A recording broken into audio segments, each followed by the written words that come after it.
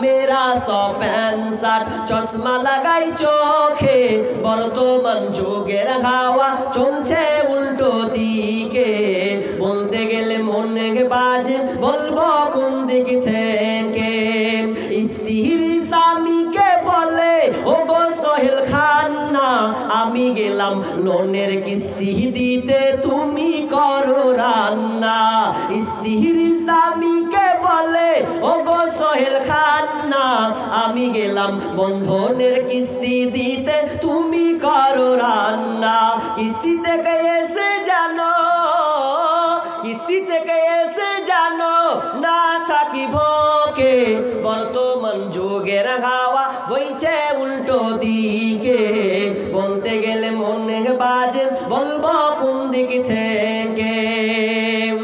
ভালো প্যান কেটে কুটে লাগাই জোড়া তালি, বউকে নেই না বাইকের পিছে তোলে মডার্ন সালি। ভালো প্যান কেটে কুটে লাগাই জোড়া তালি, বউকে নেই না বাইকের পিছে তোলে মডার্ন সালি। বউকে আর ভাল লাগে না, বিবিকে আর ভাল লাগে না, তাই সালিকে নিয়ে ঘরে, বর্তমান যুগের হাওয়া বইছে উল্টো দিকে। বলতে গেলে মনে বাজে বলবো কোন দিক থেকে। স্কুল কলেজের মাঠে দেখি দুইজন ছাত্র ছাত্রী, এমন করে ভাব করে যেন বিয়ের পাত্র পাত্রী। বিয়ে তো করে না এরা, বিয়ে তো করে না এরা, প্রেমেতে মুজেছে, বর্তমান যুগের হাওয়া বইছে উল্টো দিকে। বলতে গেলে মনে বাজে বলবো কোন দিক থেকে। এখন আবার মা বোনকে দেখি চলছে উল্টা পাল্টা, স্বামীর সঙ্গে কয় না কথা, দুলা ভাইয়ের সঙ্গে কথা বলে ঘন্টার পর ঘন্টা। এখন আবার মা বোনকে দেখি চলছে উল্টা পাল্টা, স্বামীর সঙ্গে কয় না কথা, দেওর সাথে কথা বলে ঘন্টার পর ঘন্টা। এ দৃশ্য দেখে আমার, এ দৃশ্য দেখে আমার মাথা যায় গো ঘুরে, বর্তমান যুগের হাওয়া বইছে উল্টো দিকে। বলতে গেলে মনে বাজে বলবো কোন দিক থেকে। বর্তমান যুগের হাওয়া চলছে উল্টো দিকে, বলতে গেলে মনে বাজে বলবো কোন দিক থেকে। মাশাআল্লাহ থাক। এবার আমরা শেষ মাঝে কি দিব জবাব, মুনকির নাকিরের তরে কি হবে গো মরার পরে। যদি কোরআন হাদিস না মানি জীবনে, কি হবে গো মরার পরে। তাহলে আল্লাহ ও তার রাসূলের খেয়ানত করা যাবে না। ওয়াতাখুনু আমানাতিকুম, এবং তোমরা নিজেদের আমানতের খেয়ানত করবে না। অর্থাৎ তোমাদেরকে যদি কেউ দায়িত্ব দেয়, কোন আমানত তোমাকে যদি কেউ রাখতে দেয়, তাহলে খবরদার তোমরা ওইগুলো আমানতের খেয়ানতি করবে না। এক কথা, যার যার দায়িত্ব তোমাকে দিয়েছে ওগুলো তোমাকে ঠিক ঠিক ভাবে বুঝিয়ে দিতে হবে। ওয়ান্তুম তাআলামুন, এবং এই ব্যাপারে তোমরা জানো। এরপরে আমার আল্লাহ বলছেন ওয়ালামু আন্নামা আমওয়ালুকুম ওয়া আওলাদুকুম ফিতনা। আল্লাহ বলছেন ওরে গার্জেনের দল, তোমরা ভালো করে কান লাগাও। ওয়ালামু, এটাও তোমরা জেনে নাও, ওয়ালামু আন্নামা আমওয়ালুকুম ওয়া আওলাদুকুম, তোমাদের ধন সম্পদ, তোমাদের মাল ধন, ওয়া আওলাদুকুম, এবং তোমাদের সন্তান সন্ততি, এগুলো হচ্ছে তোমাদের জন্য পরীক্ষা। আমি আল্লাহ তোমাকে ধন সম্পদ দিলাম, তোমার সন্তানদেরকে যে আমি দিলাম, আমি আল্লাহ তোমাকে পরীক্ষা করার জন্য এগুলো আমি দিয়েছি। দুইটা কথা মনে রাখেন, বিষয়টা ছিল আমানত, কিন্তু আল্লাহ এটা দুটো কথা স্মরণ করাচ্ছে। কি? একটা বলছে তোমার ধন সম্পদ আমানত, খেয়াল রাখো, আর একটা হচ্ছে সন্তান সন্ততি, এটা আল্লাহর পরীক্ষা। আর পরীক্ষা এগুলো আমানতের মধ্যে সীমাবদ্ধ, আমানতের মধ্যে সীমাবদ্ধ, তার মানে আমার মন মতন খেয়াল খুশি করা যাবে না। আপনার সন্তানকে আপনি যে হালে যেমন হিসাবে ছাড়তে পারবেন? পারবেন না। তাহলে আল্লাহ এবং রসুলের তরিকা অনুযায়ী আপনার সন্তানকে লালন পালন, আপনার টাকা ধন সম্পদ আপনি যেটা সেটাই ব্যয় করতে পারবেন না, তাহলে ওটাও তো আপনার আমানত আছে, টাকা পয়সাতে আমানত। এবার চলেন, আল্লাহ তাআলা এগুলো করতে করতে আমানতের কথা আলোচনা করছেন। তো আমানত কি জিনিস গো? বুঝিনি আমানত।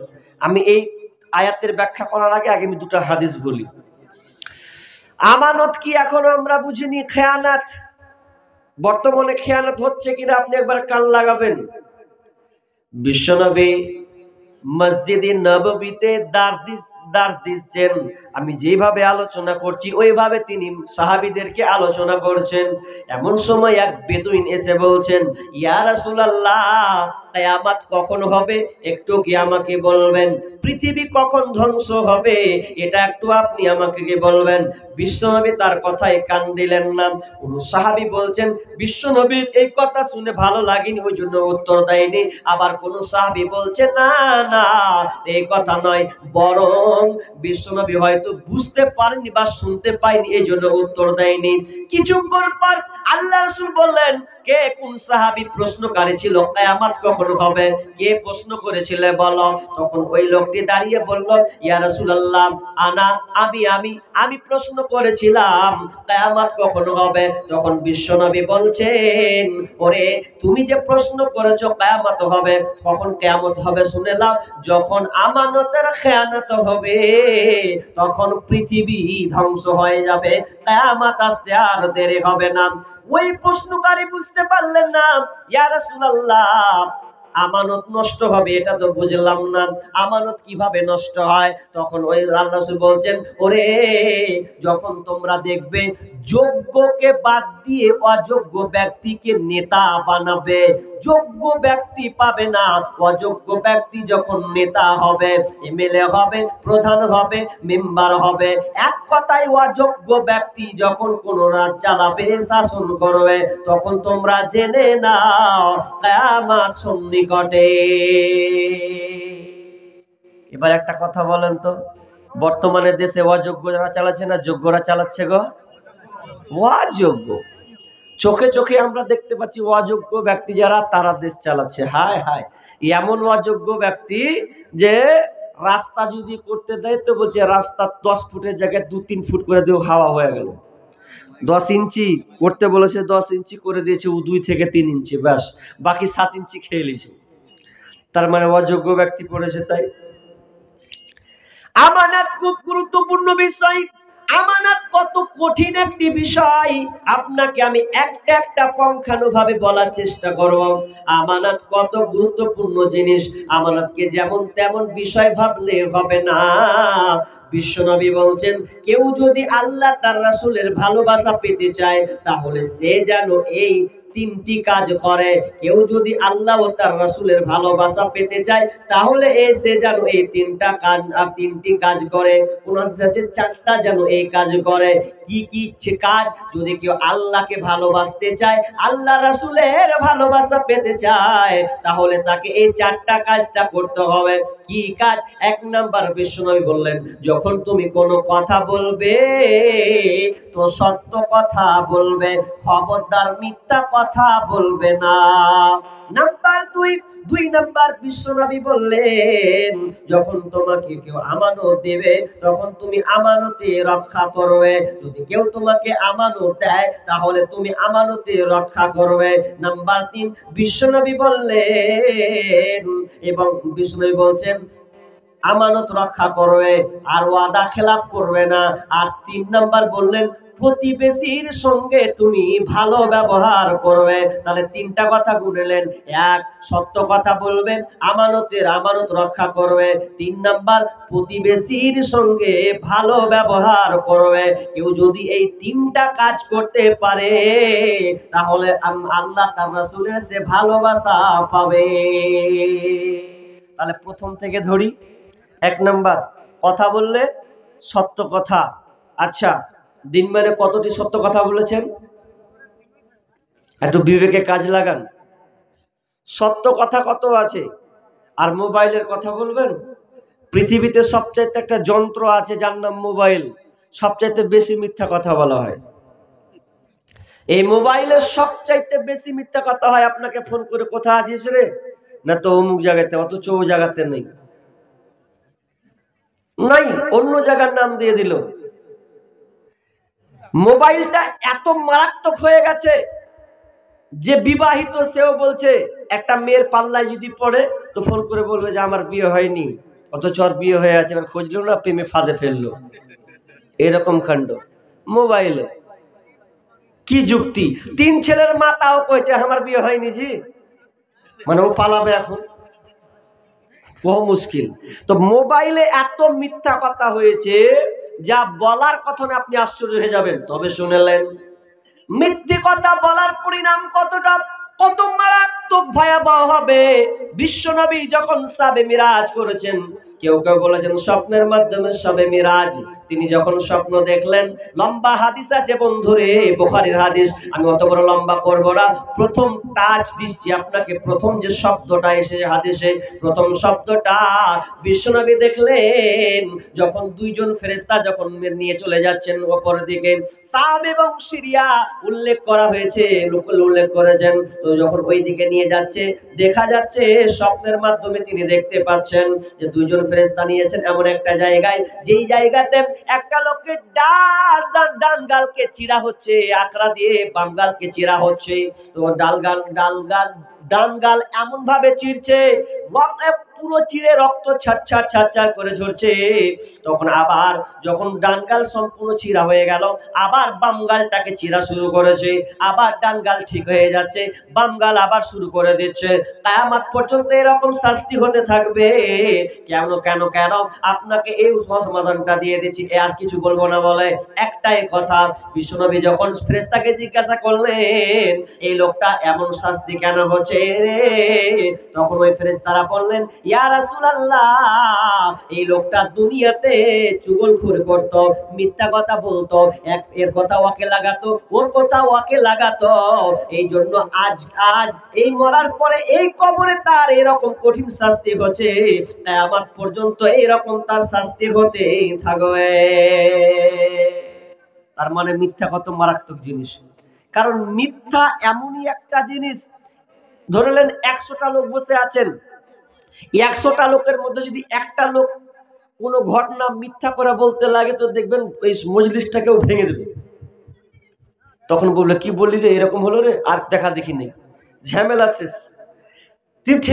ঠিক তেমনি ভাবে মেয়েদের মধ্যে এরকম আছে, এর কথা ওকে লাগাই, ওর কথা ওকে লাগাই, আছে না নাই মেয়েদের মধ্যে? তো বিষ্ণু বলছেন ওই মেয়েকে বাড়িতে ঢুকতে দিও না, যেই মেয়েটা অন্যজনের বাড়ির খবর এখানে এসে লাগাবে, খবরটা ঢুকতে দিও না। কোন মেয়ে যদি পরের বেটির খবর নিয়ে আসে আপনার কাছে, সোজাই বলবেন বাড়া, শুনবো না, যে যা করছে করুক। কারণ হতে পারে, কারণ ওদের টার্গেট হচ্ছে সংসারকে ধ্বংস করা। এজন্য মনে রাখবেন কোন মেয়েকে বাড়িতে ঢুকতে দিবে না যদি এর কথা ওকে লাগাই। সব কথা মিথ্যে এত খারাপ, এত নোংরা, যে আপনাকে বলতেছিলাম যে মোবাইল আজকে এমন হয়ে গেছে, প্রত্যেকটা বিষয়ে মোবাইলে বেশিরভাগ ক্ষেত্রে আজকে আমরা মিথ্যা কথা বলছি। কেমন মিথ্যা কথা? একটা গাজল আছে আমার গত বছরের, কি হাই রে হাই, ভাই রে ভাই, এ কেমন যুগ এসেছে, স্বামী সন্তান পর করে মোবাইল আপন করেছে, স্বামী সন্তান পর করে মোবাইল আপন করেছে, হাই রে হাই, ভাই রে ভাই, এ কেমন যুগ এসেছে। এই মোবাইলে যোগাযোগ করে 3 সন্তানের ওই মা, নতুন সংসার করব বলে হয়ে যায় দিবানা। মিথ্যা কথা বলেছে যে এই মোবাইলে যোগাযোগ করে 3 সন্তানের ওই মা, নতুন সংসার করব বলে হয়ে যায় দিবানা। এই মোবাইল কারো চলছে আবার, এই মোবাইল কারো চলছে আবার, কারো আবার জ্বলছে। হাই রে হাই ভাই রে ভাই, এ কেমন যুগ এসেছে। হাই রে হাই ভাই রে ভাই, এ কেমন যুগ এসেছে। আজকে মিস কল কালকে ডাইরেক্ট, পরশুতে পরিচয়, চতুর্থ দিন আপা বলে খাড়া হয় দরজা। স্বামী আর বিবিকে বলছে, হ্যাঁ রে এটা কেটা রে? বলছে এটা আমার খালাতো ভাইজি। অন্য কেউ আছে মানে ওর একটা লিঙ্ক লাগা আছে। তো স্বামী যখন বুঝতে পেরেছে তো উল্টা করে বুঝাচ্ছে, আজকে মিস কল কালকে ডাইরেক্ট, পরশুতে পরিচয়, চতুর্থ দিন আপা বলে খাড়া হয় দরজায়। স্বামী জিজ্ঞেস করলে বলে, স্বামী জিজ্ঞেস করলে বলে আত্মীয় এসেছে। হাই রে হাই ভাই রে ভাই, এ কেমন যুগ এসেছে। হাই রে হাই ভাই রে ভাই, এ কেমন যুগ এসেছে। ঠিক মতো আহার জুটে না, দামি ফোন তার হাতে, নগ্ন সিনেমা আর ফোন চ্যাট করে ঘুমায় শেষ রাতে। বিদেশে পাঠাইয়া স্বামী, বিদেশে পাঠাইয়া স্বামী বন্ধুর সাথে ঘরে। হাই রে হাই ভাই রে ভাই, এ কেমন যুগ এসেছে। হাই রে হাই ভাই রে ভাই, এ কেমন যুগ এসেছে। হাই হাই, মোবাইলে এত মিথ্যা কথা বলা হয়, অনেক মেয়ে স্বামীকে পর্যন্ত ফাঁকি দেয়। স্বামী বিদেশে ইনকাম করে, এরপরে জিজ্ঞেস করে কেমন আছে।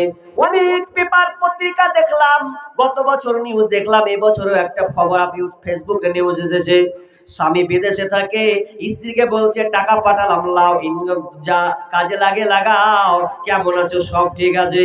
কিন্তু এই মেয়েকে স্বামীকে ফাঁকি দিয়েছে, সমস্ত টাকা তার প্রেমিককে দিয়েছে এবং তার সমস্ত টাকাগুলো ব্যাংকে অ্যাকাউন্টে ঢুকিয়ে নিয়েছে, আর স্বামীকে ভুলিয়ে ভালিয়ে নিজের নামে জায়গা করে নিয়েছে। ওর স্বামীকে সে ধোকা, মিথ্যা কথা বলে ধোকা দিল। ওই মহিলা জানলো না আমি কতটা নিজেকে বরবাদ করলাম। আখিরাতকে ভুলে গিয়ে নিজের দুনিয়ার মহত্ব পড়ে, দুনিয়ার লোভে পড়ে স্বামীকে ধোকা দিল। তার মানে স্বামীকে ধোকা নয়, সে আখিরাতকে সে নিজে বরবাদ করলেন। ওই জন্য বিষ্ণু বলছেন, যারা দুনিয়াতে মিথ্যা কথা বলে বলে বলে যারা অপরে সমাজ আপনাকে সমাজ ধ্বংস করবে, পরিবার ধ্বংস করবে, তাদের কিয়ামতের দিন মরার পরে কবরে যে আযাবটা হবে, তাদের গালকে চিরা হবে। কেন কেন? তারা দুনিয়াতে মিথ্যা কথা বলে বেড়াতো, মিথ্যা কথা বলে তারা সংসারকে ছয়নই করেছে। নাম্বার 2, বিশ্বনবী বললেন আমানত রক্ষা করো। আমানত যদি তোমরা রক্ষা করো তাহলে রাসূলের ভালোবাসা পাবে। এটা তৃতীয় নম্বরে বলবো। 3 নম্বর বিষ্ণু বলছেন, কেউ যদি প্রতিবেশীর সঙ্গে ভালো ব্যবহার করে তাহলে সে আল্লাহ তার রাসূলের ভালোবাসা পাবে। অথচ আজকে দেখবেন প্রতিবেশীর সঙ্গে কিন্তু মিল নাই, মিল নাই। ও আর ভালো দেখতে পারে না, ও আর ভালো দেখতে পারে না। দুটা দুই দিকে বাড়ি, মাঝখান দিয়ে রাস্তা। বলছে মাঝখানে পানি চালা যেন পিছলে পড়ে যায়, মাঝখানে পানি চালা যেন ও আছাড় খেয়ে পড়ে দেখবো। মানে কোন প্রতিবেশী ভালো চায় না। অথচ বিশ্বনবী বলছেন লা ইয়াদখুলুল জান্নাতা, ওই লোক কোনদিন জান্নাতে যাবে না যদি লোকটা নামাজি হয়, 5 ওয়াক্ত নামাজ যদি পড়ে, হজ যদি করে, যতই হাব্বা জুব্বা পরে থাকুক না কেন, লা ইয়াদখুলুল জান্নাতা, ওই লোকটা জান্নাতে যাবে না। মাল্লা ইয়ামানু জারুহুল বাওয়াইকা, বিষ্ণু বলছেন যার হাত থেকে প্রতিবেশী নিরাপদ নয়, যার হাত থেকে প্রতিবেশী নিরাপদ নাই, শান্তিতে নাই, ওই লোকটা কোনোদিন জান্নাতে যাবে না, জান্নাতে প্রবেশ করবে না, জান্নাতে সে আটকে যাবে। একটা প্রশ্ন করি আপনাদের, ভালো করে কান লাগান। আচ্ছা বলেন তো, কিয়ামতের দিন সর্বপ্রথম কোন জিনিসের হিসাব হবে? জি জোরে বলি, নামাজ। এটা একটা মাসলা শিখেছেন, তো আর একটা মাসলা শিখেন, আর একটা চিনে রাখেন। এটা তো আল্লাহর হক হলো, আল্লাহর হকের দিক দিয়ে প্রথম হবে নামাজের হিসাব, কিন্তু বান্দার দিক দিয়ে জেনে রাখেন বান্দা বান্দার হিসাব যেদিন হবে সেদিন সর্বপ্রথম প্রশ্ন হিসাব না হবে প্রতিবেশীর হিসাব। প্রতিবেশীর সঙ্গে তুমি কেমন ভালো ব্যবহার করেছো এই হিসাবটা তোমাকে সর্বপ্রথম দিতে হবে। নামাজের বিষয়টা আমরা জানি এটা আল্লাহর হকে, কিন্তু বান্দার হকে সর্বপ্রথম বিচার হবে প্রতিবেশীর সঙ্গে কেমন ব্যবহার করেছো। প্রতিবেশী এমন একটা জিনিস, যখন বলবে আমার সঙ্গে কথা বলেনি, আমার সঙ্গে বেয়াদবি করেছে, মাস্তানগিরি দেখা হচ্ছে, আমি একটা গরিব মানুষ, অসহায় মানুষ, আমার উপরে নির্যাতন করেছে, যেদিনকে আল্লাহকে অভিযোগ করবে সেদিন কিন্তু পার পাবে না, জান্নাত থেকে সে আটকে যাবে, জান্নাত থেকে বহিষ্কার হয়ে যাবে। আল্লাহ বলবে দাঁড়া, তোর নেকিগুলো যা আছে রাখ রাখ, আগে তোর প্রতিবেশীর সঙ্গে তুই কেমন ব্যবহার করেছিস, যদি ভালো হয় তাহলে সে জান্নাতে যাবে, নচেত আটকা পড়ে যাবে।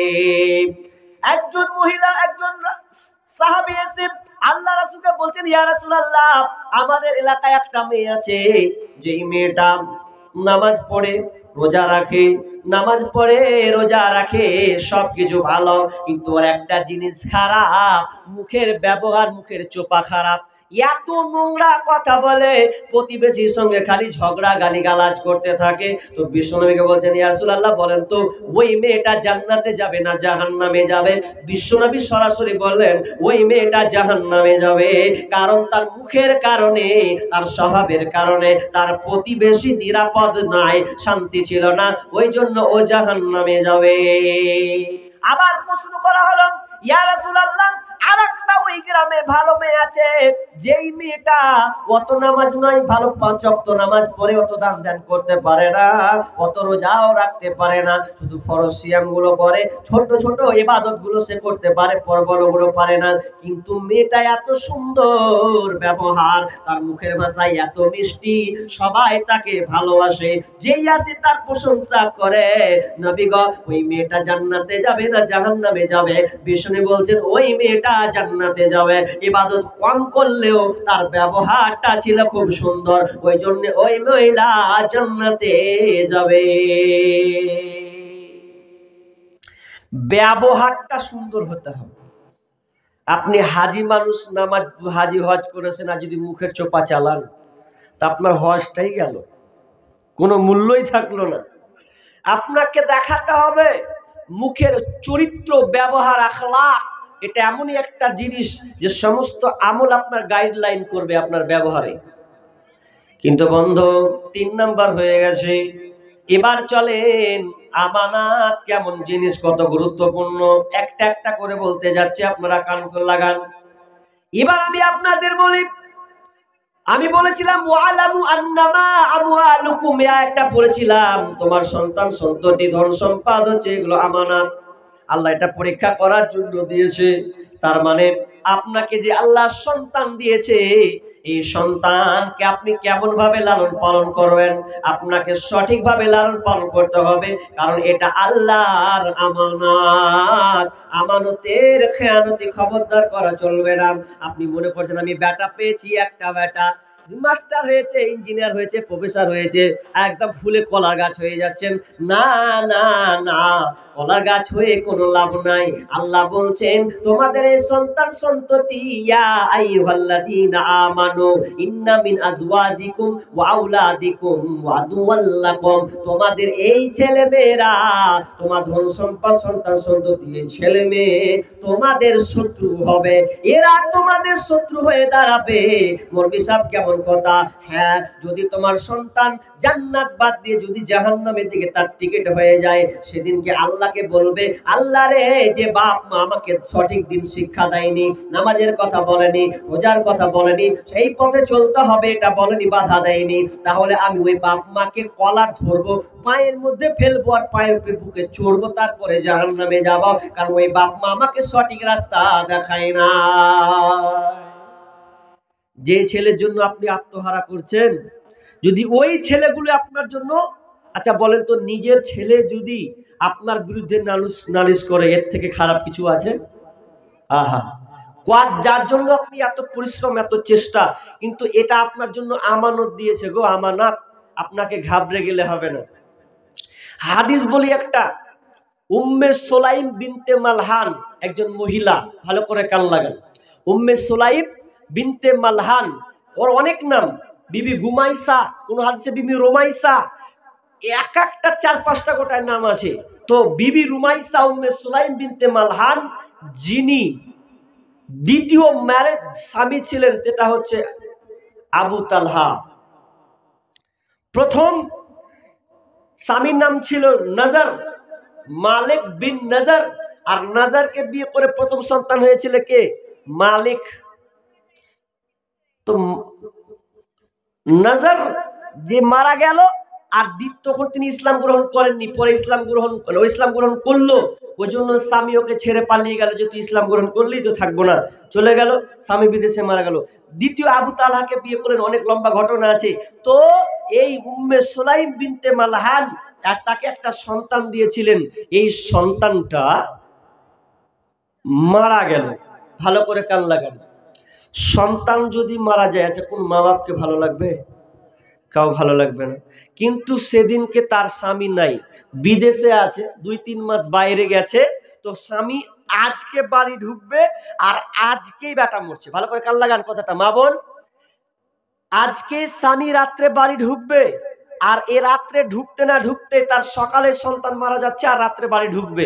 তো কত আল্লাহ আলী মহিলা ছিলেন দেখেন, বাড়িওয়ালাদেরকে বলছে, খবরদার কেউ তোমরা বলবে না, আমার স্বামী যদি বাড়ি আসে কেউ বলবে না যে আমার বেটা মারা গিয়েছে, ওটা আমি দেখে নিব।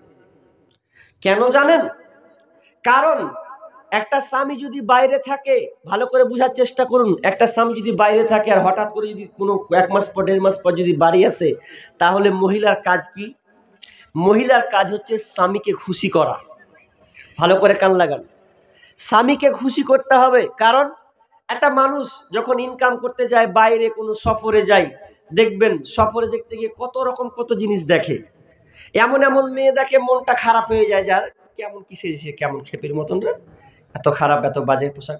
তো মনে মনে একটা ভাবে যে আমার তো বিবি আছে বাড়িতে, সন্তুষ্ট, তাহলে এবার বাড়ি ঢুকবে। তাহলে ওই মানসিকতায় যদি ও সে বাড়ি ঢুকে, আর ওই মানসিকতা যদি বাড়ি এসে ঢুকে, আচ্ছা বলেন তো, তাহলে বিবিকে ভালো অবস্থায় থাকা চাই না? চাই না? ভালো অবস্থায় থাকতে হবে। তো উম্মে সুলাইম এটা বুঝতে পেরেছে যে আমার স্বামী বাড়ি আসবে, তার মানে ওর অনেক কিছু ভাবার চিন্তা আছে। তো আমার স্বামী আসবে, আগে আমার স্বামীকে খুশি করব। কিন্তু আমাদের বেটি ছেলেদের উল্টা। কেমন উল্টা জানেন? আজকে আপনাদের বেড়ি বাঁধা আছে? নাই? মাশাআল্লাহ, আল্লাহ আপনাদের হেফাজত রেখেছে। আমাদের মুর্শিদাবাদে খালি ঘরে ঘরে বেড়ি। ও যদি মাস্টারের চাকরি পায় তাও বেড়ি, ডাক্তার নি করবে তাও বেড়ি, মানে একটু ঠাঁচ মারবে বেড়ি আছে, প্রত্যেকটা বাড়িতে আছে। লুকিয়েও বাঁধে ওরা মুর্শিদাবাদ। তো বেড়ি বাঁধে। তো স্বামী বাইরে আছে, তো বাড়ি ঢুকবে, লেবার মানুষ খাটবে। তো মেয়েরা দেখবেন বিড়ি বাঁধে, এই যে কাপড়ে বিড়ি বাঁধে সন্ধ্যার পরে, সকাল বিকেল সন্ধ্যার পর বিড়ি যখন বাঁধে, তো অনেক সুতা কাপড়ে লাগে, তামুকের ঝ্যাঁস পর্যন্ত থাকে কি থাকে না? ওটা থাকবে, নোংরা জিনিস। তো তো ও খেপি, স্বামী আসবে বাড়িতে, ও জানছে যে রাত 12টার সময় উমুক জায়গাতে নেমে বাড়ি ঢুকবে। তো কি করা উচিত? স্বামী যদি আসে, তাহলে স্ত্রীর কাজ হচ্ছে সুন্দর হয়ে পরিপাটি হওয়া, চিকন হওয়া, যে আজকে স্বামী আসবে আমার মুখ দেখবে, তাহলে আমাকে কত সুন্দর হওয়া উচিত। তো কি করে, যে ওই বেড়ি বাঁধা নিয়ে ঘুমিয়ে গেছে, কাপড়ও পাল্টায়নি, চারদিকে কাপড় সুতা লেগে আছে, আর বেরি যে গন্ধ নিয়ে শুতে গেছে। এবার পুরুষ তখন ভাবনা চিন্তা করছে যে বিবির মুখ দেখবো, এর থেকে ভালো কি আর আছে। তো ও আপনার কপার ঠক মারছে, খুল রে, খোল খোল। তখন নিন পেরে নিয়েছে। নিন যখন পেরেছে, আছে মানুষের এক এক রকম নিন। কারোর নিন আছে দেখবেন এমন নিন পারে যে লাল বহে চলে গেছে। হ্যাঁ জি। তো যখন উঠেছে, দরজা খুলেছে, এদিকে কাপড় নোংরা হয়ে আছে, সব জামতামুক, আর এদিকে চুলগুলাকে লেল খেপড়ির মতন হয়ে আছে, খুকসি মুকসি হয়ে আছে। দরজা খুলছে, দরজা যদি খুলছে, ওরে সুবহানাল্লাহ, এদিকে তো একটা গেছে দিয়ে, আবার যখন দেখছে বলছে ইন্না লিল্লাহ, কার মুখ দেখলু কত, এর থেকে বাইরে ছিল ওই ভালো ছিল, ভালো ছিল ওই ভালো ছিল, না আসাই ভালো ছিল। কিন্তু না, যদি স্বামী বাইরে থাকে, তাহলে বিবির কাজ সর্বপ্রথম উম্মে সুলাইমের মতন হতে হবে, সুন্দর করে পরিপাটি হতে হবে। সে যে কোজে থাকো সামনে তাহার, যত খুশি দেখাও তারে রূপেরই বাহার। তোমার রূপের ঝলক যেন অন্য দেখে না, স্বামীকে কখনো দুঃখ দিও না। শোনো শোনো নারী, ওগো বলি শোনো না, স্বামীকে কখনো দুঃখ দিও না। ভালো হোক মন্দ হোক তবুও স্বামী, আল্লাহর পরে স্থান জানিও তুমি। শোনো শোনো নারী, ওগো বলি শোনো না, স্বামীকে কখনো দুঃখ দিও না। স্বামী নারাজ হইলে জান্নাত মিলে না, স্বামীকে কখনো দুঃখ দিও না। পরকালে যদি চাও জান্নাত বাগান, স্বামীর তরে সঁপে দাও দেহ মন প্রাণ। পরকালে যদি চাও জান্নাত বাগান, স্বামীর তরে সঁপে দাও দেহ মন প্রাণ। শোনো শোনো নারী, ওগো বলি শোনো না, স্বামীকে কখনো দুঃখ দিও না। যতই করো নামাজ রোজা আর পড়ো কোরআন, স্বামীর সেবা না করিলে যাবে জাহান্নাম। যতই করো নামাজ রোজা আর পড়ো কোরআন, স্বামীর সেবা না করিলে যাবে জাহান্নাম। শোনো শোনো নারী, ওগো বলি শোনো না, স্বামীকে কখনো দুঃখ দিও না। উম্মে সুলাইম বিনতে মালহান যখনই জানলেন আবু তালহা আমার স্বামী বাড়ি ঢুকেছে, তার আগে সুন্দর করে পরিপাটি হয়েছে, সুন্দর করে কাপড় পরে বিছানাটাকে সুন্দর করে পেতে দিয়েছেন, খাবারকে সুন্দর করে সাজিয়ে গুছিয়ে রেখেছেন। যখন স্বামী বাড়িতে ঢুকলো, ঢুকার পর স্বামীকে বিছানা দিলেন, বসতে বললেন। বসার পরে এবার বাপ বলে কথা, সন্তানের খোঁজ তো নেবে। তখন উম্মে সুলাইমকে বলছেন, বিবি রে আমার বেটা কোথায়, কেমন আছে? তখন বিবি একটা কৌশল অবলম্বন করছেন, আপনার সন্তান নিরাপদ জায়গাতে আছে, সে ঘুমিয়ে আছে, ভালো সুন্দর জায়গাতে সে ঘুমিয়ে আছে। তখন তিনি আর কিছু বললেন না। এবার বিবি তাড়াতাড়ি করে সুন্দর করে বিছানা বসিয়ে দিয়ে মুখ হাত ধুইয়ে দিয়ে স্বামীকে খাবার খাওয়ালো। খাওয়ার পর যখন খাবার খাওয়াচ্ছেন, এরপরে তারা স্বামী স্ত্রী নির্জনে যাবেন, মধুর মিলনে যাবেন, তাদের শারীরিক সম্পর্ক ভালোবাসা কায়েম করবেন। আচ্ছা বলেন তো, এই সময় যদি কোনো সন্তান মারা যায়, কোনো মা কি পারবে খুশি মনে আনন্দ থাকতে? কিন্তু না না না, স্বামীকে খুশি করার জন্যে, স্বামীর মনকে সুন্দর করার জন্যে সন্তানের লাশকে এক কোনায় রেখেছে, আর স্বামীর সঙ্গে ভালোবাসা মধুর মিলনে চলে গেছেন। ভিতরটা বুকটা ফাটে, কিন্তু কিছু বলতে পারে না। পৃথিবীর কোনো মা পারবে না, সন্তান যদি লাশ হয়ে থাকে রে, আর মা আনন্দ চিত্তে থাকবে, এটা কখনো হতে পারে না।